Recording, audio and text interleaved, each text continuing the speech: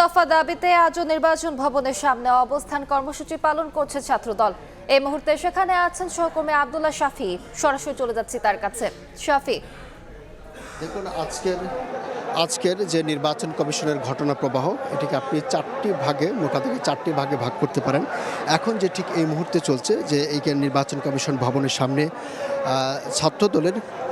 ছাত্রদলের যে হচ্ছে আজকের যে বিক্ষোভ কর্মসূচি, ইসি ঘেরাও কর্মসূচি, সেই ইসি ঘেরাও কর্মসূচিতে তারা সকাল 11টা নাগাদ শুরু করেছেন এবং এইখানে প্রায় হাজার খানেক ছাত্র এসে জড়ো হয়েছেন এবং তাদের 3 দফা দাবি, যেটি আগেই আপনাকে জানিয়েছিলাম যে প্রথমত তাদের দাবি হচ্ছে যে পোস্টাল ব্যালট নিয়ে যে এক ধরনের বিতর্ক তৈরি হয়েছে, প্রবাসী ভোটাররা যারা পোস্টাল ব্যালটের মাধ্যমে ভোট দেবেন প্রথমবারের মতো, সেটি নিয়ে একটা বিতর্ক তৈরি হয়েছে, এইটার যাতে একটা সুরাহা হয়। দ্বিতীয়ত তারা বলছেন যে হচ্ছে নির্বাচন কমিশন এখন পর্যন্ত তাদের যে কর্মকাণ্ড, অনেক কর্মকর্তারা, দায়িত্বশীল কর্মকর্তারা একটি নির্দিষ্ট দলের দিকে ঝুঁকে পড়ছেন, এই পক্ষপাতিত্বের অভিযোগ তারা তুলছেন এবং এটিও যাতে সুরাহা হয় সেই দাবি তারা জানিয়েছেন।